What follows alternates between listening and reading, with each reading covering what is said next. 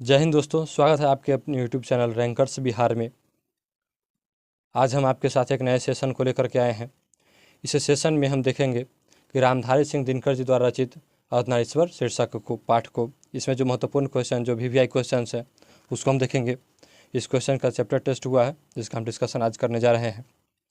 तो चलते हैं हम आज के। अगर आप हमारे चैनल पर नए हैं तो चैनल को लाइक कीजिए, सब्सक्राइब कीजिए, है ना, और शेयर ज़रूर कीजिएगा। क्योंकि शेयर इसलिए कीजिए, शेयर करना बहुत महत्वपूर्ण है, क्योंकि जो भी आपके मित्र वगैरह, मित्र बंधु बांधव जो होंगे, जो बोर्ड एग्ज़ाम की तैयारी कर रहे हैं, उन्हें इसका फ़ायदा मिले। जितने भी इस सेशन में जो क्वेश्चन है वो सब के सब एग्ज़ाम के दृष्टिकोण से महत्वपूर्ण है और VVI है। ठीक है, तो चलते हैं हम आज के अपने पहले क्वेश्चन की ओर।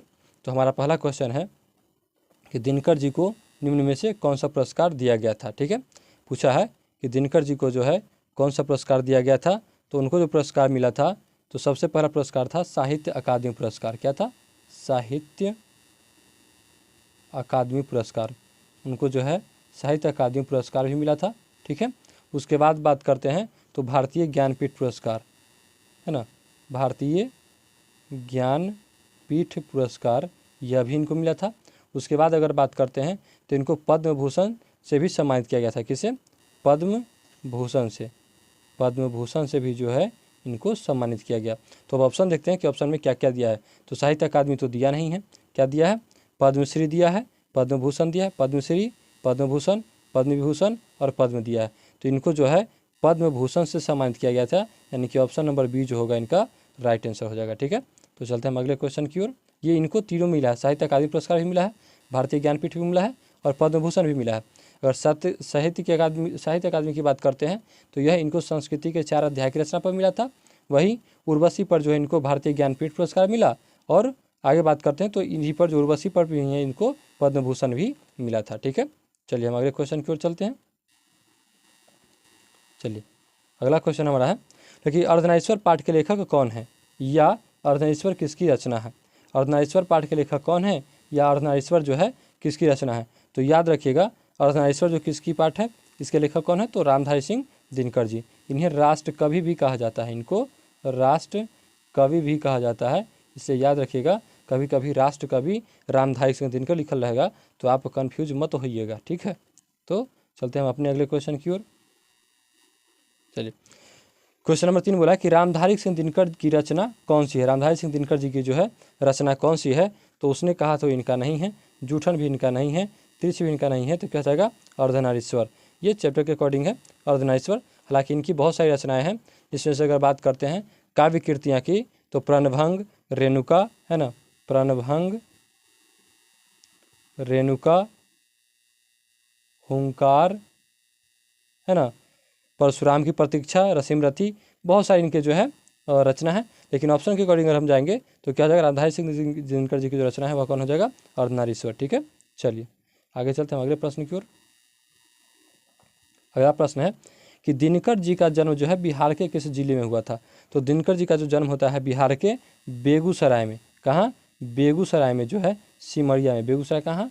तो बेगूसराय के सिमरिया में जो है दिनकर जी का जन्म होता है। और जन्म अगर तिथि की बात करता है, अगर तिथि की हम बात करेंगे तो क्या जाएगा 23 सितंबर जो है 1908 को। कब हुआ था?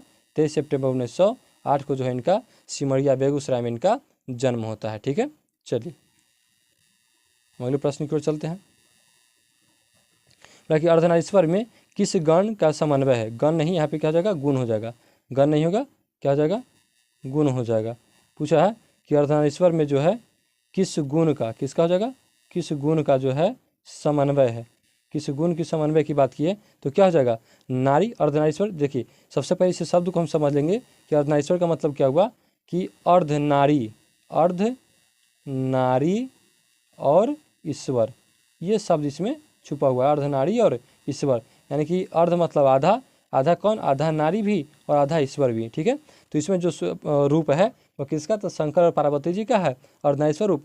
तो इसमें शंकर जी पुरुष हुए और पार्वती जी नारी, यानी कि नारी और पुरुष दोनों के गुण इसमें क्या है, समन्वय है। ठीक है, अर्धनारी में जो है, अर्धनारीश्वर में जो है शंकर और पार्वती जी दोनों हैं, तो एक हुए पुरुष और एक हुए नारी, इसलिए नारी और पुरुष दोनों के गुण जो है इसमें समन्वय होंगे। ठीक है, चलते हैं अगले प्रश्न की ओर।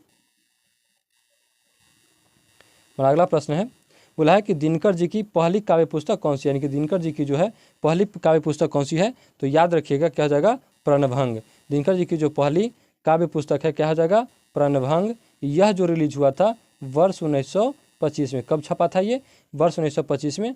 जिस पत्रिका में छपा था उस पत्रिका का नाम था छात्र सहोदर। नाम क्या था, छात्र सहोदर में। कहाँ छपा था, छात्र सहोदर में जो है इनका पहला कविता प्रणभंग वर्ष 1925 ईस्वी में छपता है। ठीक है, चलिए हम अगले प्रश्न की ओर चलते हैं। अगला प्रश्न है, क्वेश्चन नंबर 7 बोला है कि दिनकर जी की पहली कविता किस पत्रिका में प्रकाशित हुई, जिसकी चर्चा भी हमने पहले की थी, तो क्या हो जाएगा, छात्र सहोदर। क्या हो जाएगा, छात्र सहोदर में जो है दिनकर जी की पहली जो है पत्रिका कविता जो है छपती है, और वह वर्ष होता है 1925 ईस्वी का। कब होता है, 1925 ईस्वी में। ठीक है, चलिए हम अगले प्रश्न की ओर चलते हैं।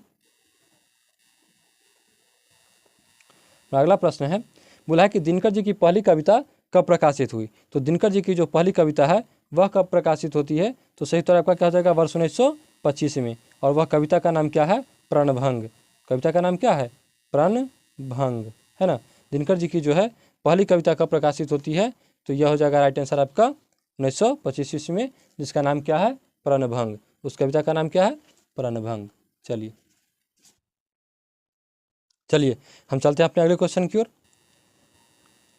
क्वेश्चन नंबर 9 बोला है कि दिनकर जी के अनुसार यदि पति विचार है तो पत्नी क्या है। दिनकर जी के अनुसार अगर बात करते हैं, पति अगर विचार है तो पत्नी क्या है, तो पत्नी आपका क्या हो जाएगा, पत्नी जो है आपकी भावना हो जाएगी। क्या हो जाएगा, भावना। ठीक है, अगर पति विचार है तो पत्नी क्या हो जाएगी, भावना हो जाएगी। ठीक है, चलिए हम अगले प्रश्न की ओर चलते हैं।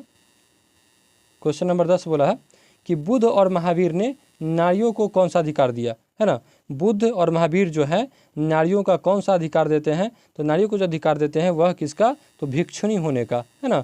बौद्ध धर्म और जैन धर्म में क्या होता है कि नारी और जो नर होते हैं, जो पुरुष होते हैं, वह भी भिक्षु जो होते हैं वो बन सकते हैं।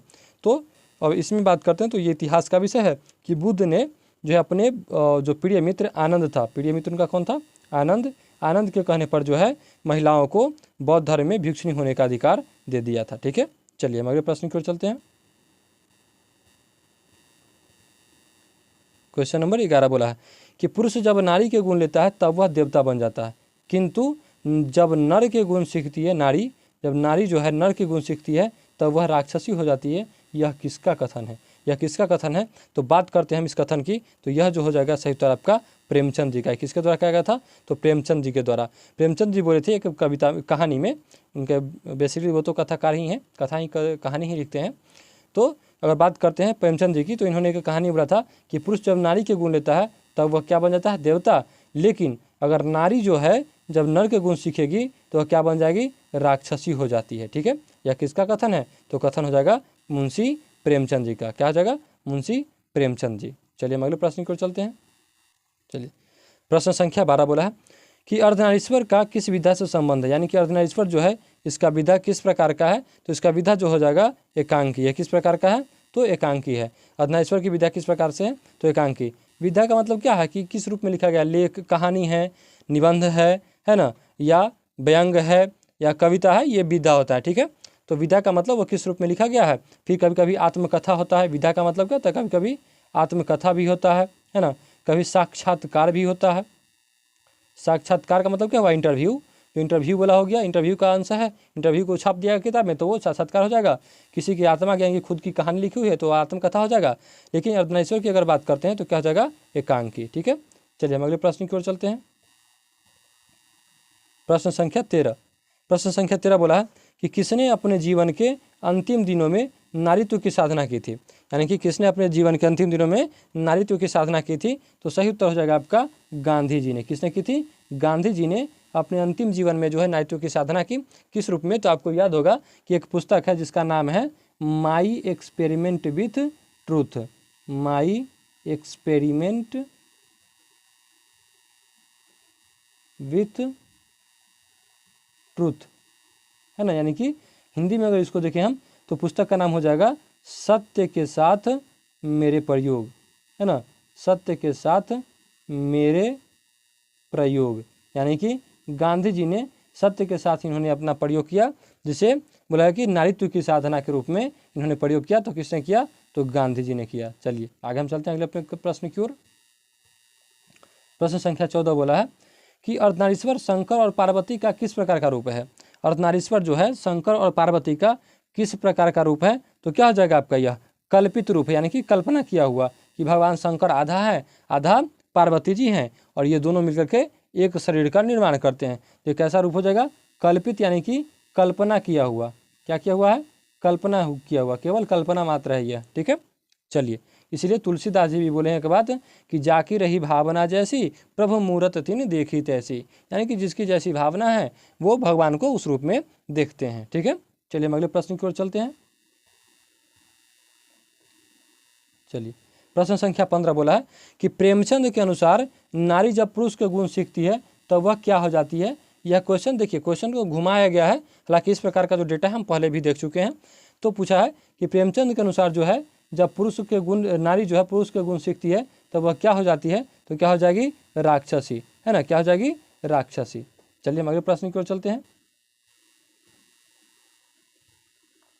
प्रश्न संख्या 16 बोला है कि निम्नलिखित में से कौन सी रचना जो है दिनकर जी की नहीं है, है ना। ध्यान दीजिएगा कि कभी कभी बच्चे क्या करते हैं कि यहाँ पे नहीं देखेंगे और डायरेक्ट देखें कि निम्नलिखित में से कौन सी रचना दिनकर जी की है, और डायरेक्ट मार करके उर्वशी देखे तो इनका तो है ये है, टिक करके चले आएंगे, जबकि ऐसा नहीं होता है। क्वेश्चन को आप बढ़िया से पढ़िए, जब क्वेश्चन को, प्रश्न को आप समझ लिए हैं तो आधा तो आप हल वैसे ही कर चुके हैं। ठीक है, तो निम्नलिखित में से कौन सी रचना जो है दिनकर जी की नहीं है, इसकी अगर चर्चा करते हैं तो उर्वशी इनकी है, रसिमरथी भी है, कुरुक्षेत्र भी है, तो नहीं कहा जाएगा जूठन, जो कि किसकी रचना है, तो ओम प्रकाश वाल्मीकि जी की। किसकी है, तो ओम प्रकाश वाल्मीकि जी की लिखी हुई है जूठन, जो हम आगे देखेंगे। ठीक है, चलिए अगले प्रश्न की ओर चलते हैं।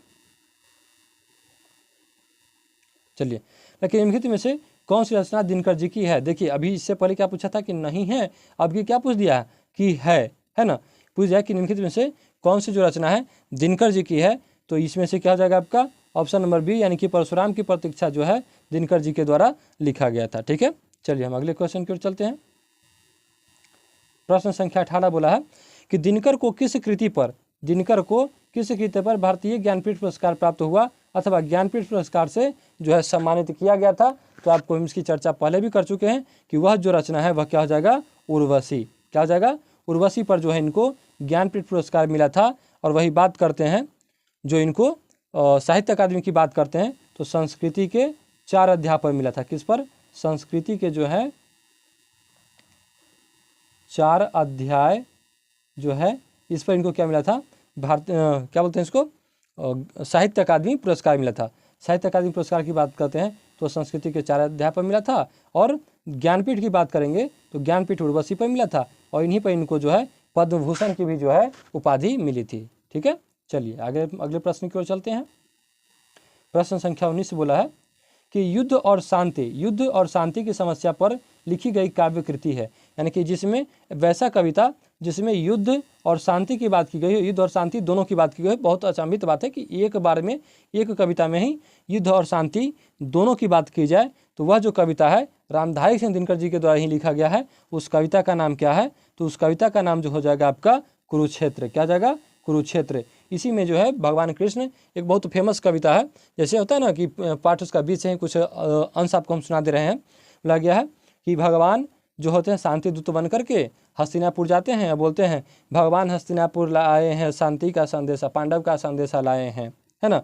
पांडव को, दुर्योधन को बोलते हैं भगवान कृष्ण कि दो न्याय अगर तो आधा दो, इसमें भी अगर बाधा हो तो दे दो केवल 5 ग्राम, रखो अपनी धरती तमाम, दुर्योधन वह भी दे न सका, आशीष समाज की ले न सका, है ना। इस प्रकार से जो है कविता अगर पढ़िएगा तो लगेगा जैसे कि रोम रोम खड़ा हो चुका है। ठीक है, तो इस प्रकार से जो युद्ध और शांति की बात करते हैं तो क्या हो जाएगा, कुरुक्षेत्र। कुरुक्षेत्र से आपको याद रखना होगा महाभारत। अगर आपको महाभारत याद है तो महाभारत कहाँ हुआ था, तो कुरुक्षेत्र में। तो आपको वैसे भी याद रहेगा कि जो है युद्ध शांति कहाँ होगा, तो कुरुक्षेत्र में। ठीक है, चलिए हम आगे बात करते हैं, अगले प्रश्न को चलते हैं।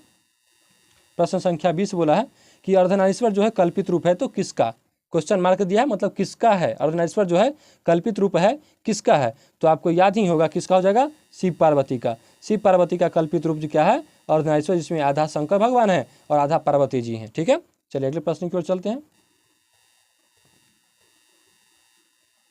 चलिए बाकी गांधारी, गांधारी थी कौन, तो गांधारी कौन थी, तो दुर्योधन की माँ। गांधारी कौन थी, तो दुर्योधन की माँ थी गांधारी। ठीक है, चलिए अगले प्रश्न की ओर चलते हैं। प्रश्न संख्या 22 बोला है कि प्रेमचंद थे, प्रेमचंद क्या थे, तो मुख्य रूप से ये क्या थे, कथाकार। क्या थे, कथाकार, यानी कि ये कथा कहते थे। इनकी जो कथा है मुंशी, इनका पूरा नाम था मुंशी प्रेमचंद, इनको मुंशी प्रेमचंद इनका नाम था। ठीक है, तो मुंशी प्रेमचंद की बात करते हैं तो ये जो मुख्य रूप से क्या थे, कथाकार। इनकी जो कथाएं हैं, इन्होंने जो कहानियाँ लिखी हैं वह कालजयी है। कालजयी कहने का मतलब कि जब तक इस धरती पर, धरा पर समय है, तब तक वह जो कथा है या कहानी है वह अमर रहेगी। और जिस प्रकार से अगर आपको कभी मौका मिले तो एक आप अभी से पहले 5वां या 6ठी क्लास में आप पढ़ चुके होंगे, 2 बैलों की कथा। एक कथा पढ़ेंगे, कविता पढ़ेंगे, कहानी पढ़ेंगे, 2 बैलों की कथा, है ना, जिसमें जो है 2 बैल की कहानी है, जिसमें हीरा और मोती नामक 2 बैल होते हैं। तो आप सोच सकते हैं कि किस प्रकार से जो है इनकी कथा की प्रतिभा थी। तो प्रेमचंद मुख्यतः क्या थे, तो कथाकार थे। ठीक है, चलते हैं अगले प्रश्न की ओर। प्रश्न संख्या 23 बोला है कि दिनकर का जन्म कब हुआ था। दिनकर जी का जन्म कब हुआ था, तो याद रखिएगा कि दिनकर जी का जो जन्म होता है 23 सितंबर 1908 को। जगह की बात करेगा तो ध्यान दीजिएगा, सिमरिया बेगूसराय। सिमरिया बेगूसराय में जो है रामधारी सिंह दिनकर, राष्ट्र कवि रामधारी सिंह दिनकर जी का जन्म होता है। तो सही तो हो जाएगा आपका ऑप्शन नंबर ए, 23 सितंबर 1908 को। ठीक है, चलिए हम अगले प्रश्न की ओर चलते हैं। दिनकर जी जो हैं किस युग के कवि हैं। अगला क्वेश्चन पूछा है दिनकर जी जो हैं किस युग के कवि हैं। तो दिनकर जी जो कवि हैं वह हो जाएंगे आपके छायावादोत्तर युग के। किसके, छायावादोत्तर युग के जो हैं ये कवि हैं। ठीक है, चलिए आगे चलते हैं अगले प्रश्न की ओर। प्रश्न संख्या 25 बोला है कि संस्कृति के 4 अध्याय किसकी कृति है। तो संस्कृति के 4 अध्याय जो है रामधारी सिंह दिनकर जी की जो कविता है, इसीलिए इन्हें क्या मिला था, तो साहित्य अकादमी पुरस्कार। इसी रचना के लिए जो है इनको साहित्य, है ना, साहित्य अकादमी पुरस्कार जो है इनको मिला था। साहित्य अकादमी पुरस्कार जो है इनको संस्कृति के 4 अध्याय के लिए ही मिला था रामधारी सिंह दिनकर जी को। चलिए हम अगले प्रश्न की ओर चलते हैं। महाराज का अंतिम क्वेश्चन है। ठीक है, और अंतिम क्वेश्चन है, चलिए देखते हैं। बोला गया कि कौन सी कृति रामधारी सिंह दिनकर की लिखी हुई है। इसका उत्तर जानने से पहले कुछ महत्वपूर्ण बातें। अगर आप अभी तक हमारे चैनल को सब्सक्राइब नहीं किए तो सब्सक्राइब कीजिए, वीडियो को लाइक कीजिए और शेयर कीजिए। शेयर करने से क्या होगा कि जो लोग भी बोर्ड की तैयारी कर रहे हैं, क्लास 12th की या 10th की, उनको इस चैनल पर बहुत सारे जो जितने भी चैप्टर्स हैं, चैप्टर वाइज ऑब्जेक्टिव क्वेश्चन मिलेगा। और समय आने के बाद जो होगा इस पर लाइव डिस्कशन भी होगा और सेट चलाया जाएगा। ठीक है, तो आप जो है इस चैनल को सब्सक्राइब कीजिए और वीडियो को लाइक और शेयर जरूर कीजिए। ठीक है, चलिए तो हम बात करते हैं कि आज का हमारा सेशन का अंतिम क्वेश्चन है कि कौन सी कृति रामधारी सिंह दिनकर की लिखी हुई है ना। कौन सी कृति जो है रामधारी सिंह दिनकर जी के द्वारा लिखी गई थी। तो आपको पता होगा कि शुद्ध कविता की खोज जो है, शुद्ध कविता की खोज इसमें से वह रामधारी सिंह दिनकर जी द्वारा लिखा गया था। शुद्ध कविता की जो खोज है वह किसके द्वारा लिखा गया था, तो रामधारी सिंह दिनकर जी के द्वारा लिखा गया था। और यह लिखा गया था वर्ष 1966 में। कब लिखा गया था, वर्ष 1966 ईस्वी में। ठीक है, तो ये आपको याद रहना चाहिए। तो आज का ये हमारा अंतिम क्वेश्चन था। अगर अभी तक चैनल को सब्सक्राइब नहीं किया तो सब्सक्राइब जरूर कीजिए और बेल आइकन को दबाना मत भूलिएगा, क्योंकि जैसे ही अगला वीडियो आपको इस चैनल पर डलाएगा तो नोटिफिकेशन के रूप में आपको मिल जाएगा, जहां से आप क्लिक करके डायरेक्ट वीडियो को देख सकते हैं। और चैनल पर प्लेलिस्ट बना दिया जाएगा, आप प्लेलिस्ट से भी सर्च करके देख सकते हैं कि पूरा का पूरा एक सब्जेक्ट का हिंदी का अगर सीक्वेंस प्लेलिस्ट बना हुआ है तो उसमें टोटल हिंदी का जो चैप्टर वाइज जो है ऑब्जेक्टिव डिस्कशन, जो VVI क्वेश्चन हैं, VVI क्वेश्चन है ना, कि वेरी वेरी इंपॉर्टेंट जो क्वेश्चन हैं जो एग्जाम में आएंगे ही, इससे बाहर तो एक क्वेश्चन नहीं आना है ना। तो आप इसको बढ़िया से क्लियर कर लीजिएगा। ठीक है, तो मिलते हैं हम अगले सेशन में, तब तक के लिए जय हिंद।